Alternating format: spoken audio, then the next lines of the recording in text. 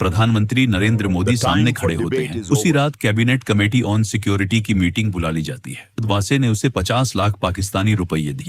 नवंबर 2019 में प्रधानमंत्री आवास के बाहर सुरक्षा असाधारण रूप से कड़ी थी। आधी रात को एक गाड़ी अंदर दाखिल होती है। गाड़ी से उतरते हैं रॉ चीफ सामंत गोयल। उनके हाथ में एक मोटी फाइल होती है जिस पर लाल अक्षरों में लिखा होता है कॉन्फिडेंशियल। करीब 15 मिनट इंतजार के बाद कमरे का दरवाजा खुलता है। प्रधानमंत्री नरेंद्र मोदी सामने खड़े होते हैं और पूछते हैं कि इतनी रात को आने की क्या जरूरत पड़ गई। सामंत गोयल कहते हैं, सर, हमने हाफिज सईद को ढूंढ लिया है। हाफिज सईद 26 नवंबर का मास्टरमाइंड जिसके वजह से मुंबई में की मासूम लोग मारे गए थे। हाफिज सईद का नाम सुनकर प्रधानमंत्री ने तुरंत एक मीटिंग बुलाई। उसी रात कैबिनेट कमेटी ऑन सिक्योरिटी की मीटिंग बुला ली जाती है।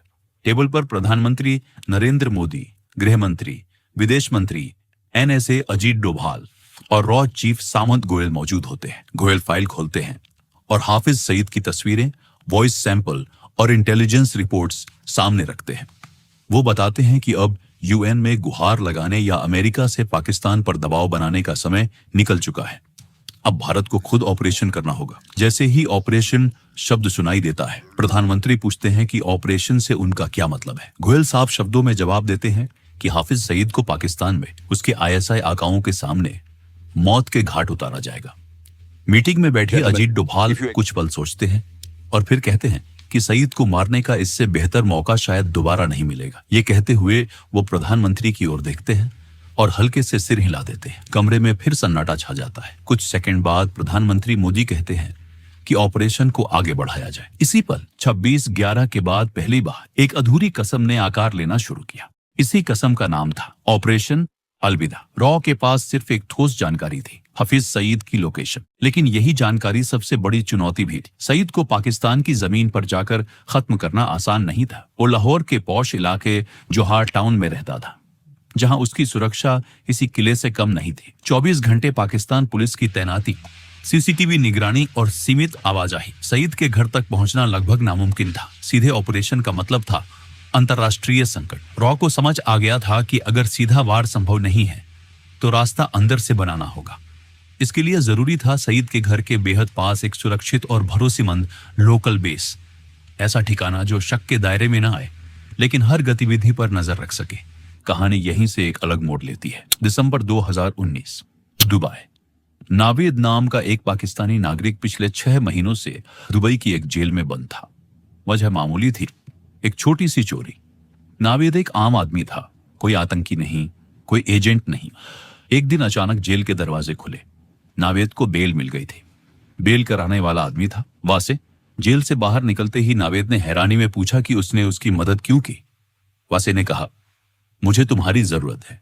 उसने बताया कि उसका कारोबार पाकिस्तान और दुबई दोनों जगह फैला है और उसे एक भरोसेमंद पार्टनर चाहिए। नावेद उलझन में था। वो जानता था कि ये ऑफर असामान्य है, लेकिन पैसों की सख्त जरूरत ने उसकी शंकाओं को दबा दिया। कुछ ही समय बाद वासे ने उसे 50 लाख पाकिस्तानी रुपये दिए। ये रकम नावेद के लिए जिंदगी बदल देने वाली थी। कुछ महीनों बाद नावेद पाकिस्तान लौट आया।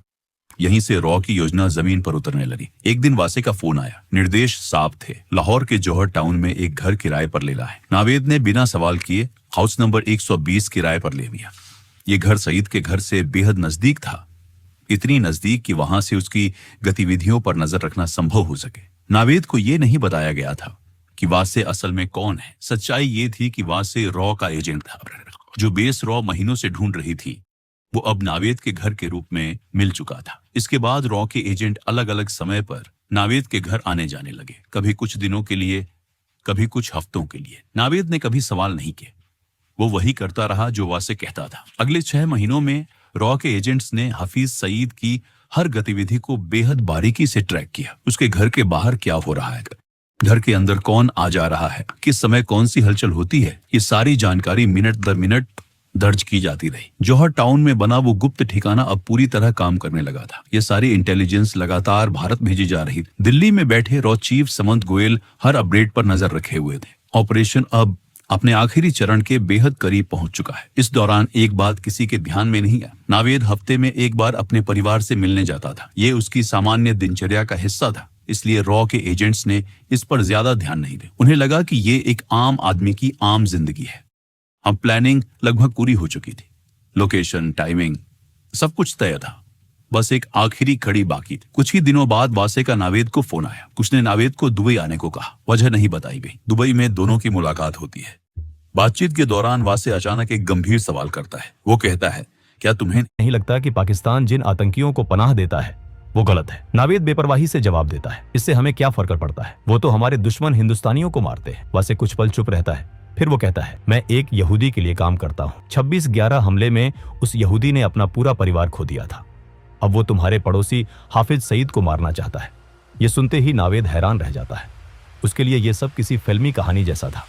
वासे आगे कहता है, मुझे सईद को मारने में तुम्हारी मदद चाहिए। नावेद को ये बात मजाक लगती है। वो साफ कहता है कि वो इसमें शामिल नहीं होगा, लेकिन वासे उसे एक और ऑफर देता है। अगर वो मदद करता है तो उसे अपने पूरे परिवार के साथ अमेरिका में बसाया जाएगा, साथ ही करोड़ों रुपये भी मिलेंगे। नावेद के सामने अब जिंदगी का सबसे बड़ा फैसला था। एक तरफ डर, दूसरी तरफ पैसों और सुरक्षित भविष्य का लालच। काफी देर सोचने के बाद आखिरकार नावेद हाँ कह देता है। इसके कुछ ही समय बाद नावेद के खाते में 15 करोड़ रुपए ट्रांसफर कर दिए जाते हैं। ये इस बात का संकेत था कि अब पीछे हटने का कोई रास्ता नहीं है। अब ऑपरेशन अलविदा अपने अंतिम मोड़ पर था।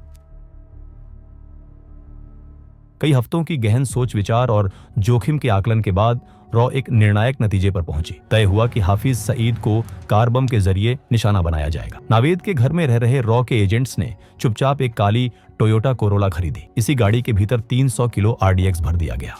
पूरा काम इतनी सफाई से किया गया कि किसी को शक तक नहीं हुआ। इस कार को नावेद के घर से कुछ दूरी पर एक अंडर कंस्ट्रक्शन बिल्डिंग में पार्क कर दिया गया। वहां न चौकीदार था न कैमरे। इस कार के बारे में नावेद को बिल्कुल पता नहीं थी। अब रॉ के सामने सबसे बड़ा सवाल था, इस कार को सईद के घर तक कौन ले जाएगा? यह ऐसा काम था जिसमें ड्राइवर का जिंदा लौटना लगभग नामुमकिन था। रॉ को एक ऐसे इंसान की जरूरत थी जो पैसों के बदले अपनी जान देने को तैयार हो। कुछ ही समय बाद अफगानिस्तान से एक आदमी को चुपचाप पाकिस्तान लाया गया। वो बेहद गरीब था, लेकिन एक बात साफ थी, वो मरने से नहीं डरता था। उसे भरोसा दिलाया गया कि ऑपरेशन के बाद उसके परिवार को बड़ी रकम दी जाएगी। अब नावेद के घर में कुल 4 लोग थे, 3 रॉ एजेंट और 1 अफगानिस्तानी। नावेद ने कभी नहीं पूछा कि ये लोग कौन हैं, कहां से आते हैं और क्या करते हैं।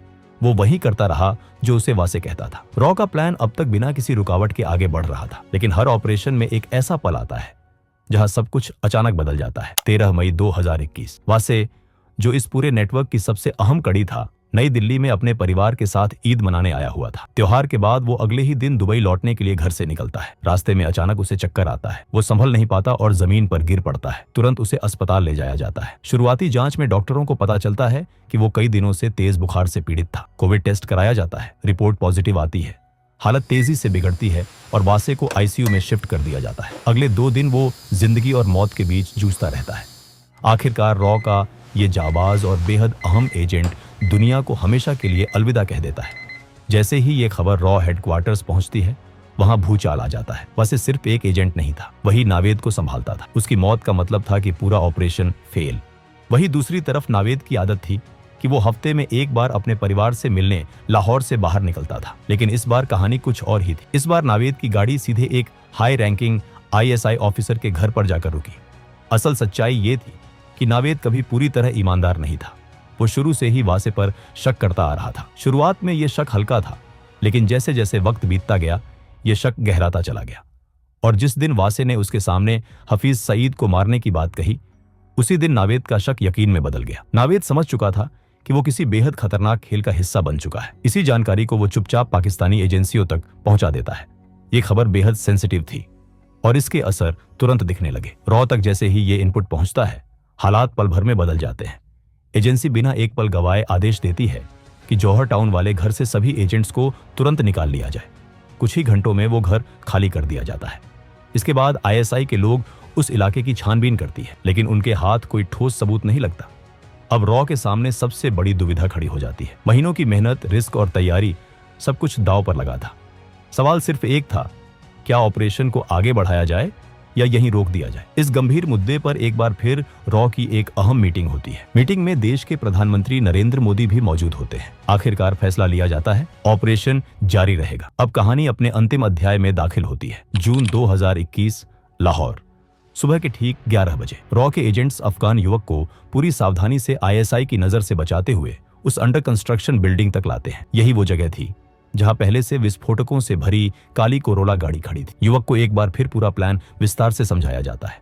कहाँ जाना है, कितनी दूरी है और क्या करना है, सब कुछ। युवक शांत था, उसे पता था कि वो वापस नहीं लौटेगा। कुछ देर बाद काले रंग की कोरोला गाड़ी आगे बढ़ती है। गाड़ी के अंदर 300 किलो विस्फोटक भरा होता है।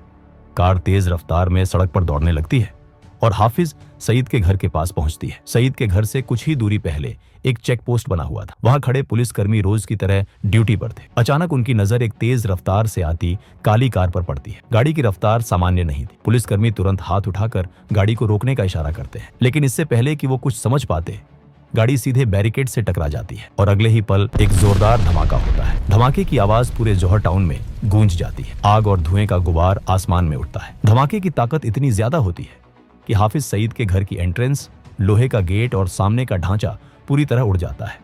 जो इंसान सालों से भारत में मासूम लोगों की जान लेता आया था, उसी के घर आज मौत दस्तक दे चुकी थी। धमाके की आवाज सुनते ही सईद पूरी तरह घबरा जाता है।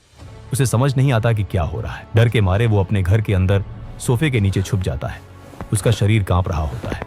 पहली बार उसे एहसास होता है कि खतरा अब सिर्फ भारत तक सीमित नहीं है। हालांकि इस धमाके में सईद बच जाता है और इसी वजह से ऑपरेशन अलविदा अपने अंतिम उद्देश्य में पूरी तरह सफल नहीं हो पाता। लेकिन इस नाकामयाबी के बावजूद एक बात बिल्कुल साफ हो जाती है। सईद अब ये समझ चुका होता है कि वो रॉ से बच नहीं सकता। इस घटना के बाद पाकिस्तान में बैठे छोटे बड़े सभी आतंकियों तक एक साफ संदेश पहुंच जाता है। संदेश में कोई शब्द नहीं होते, लेकिन मतलब बिल्कुल साफ होता है। ये नया भारत है। नया भारत जो सिर्फ चेतावनी नहीं देता, नया भारत जो दुश्मन के घर में भी घुस सकता है और चुन चुन कर वार करने की ताकत रखता है। ऑपरेशन अलविदा भले ही अपने लक्ष्य को पूरी तरह हासिल न कर पाया हो, लेकिन उसने पाकिस्तान में बैठे आतंकियों की रूह कंपा दी। अब वो जान चुके थे कि सीमाएं सुरक्षा की गारंटी नहीं है। दोस्तों, ऑपरेशन अलविदा पर आपकी क्या राय है, हमें कमेंट में जरूर बताइए। अगर वीडियो आपको पसंद आया हो तो इसे ज्यादा से ज्यादा शेयर करें, वीडियो को लाइक करें और चैनल को सब्सक्राइब करना न भूलें।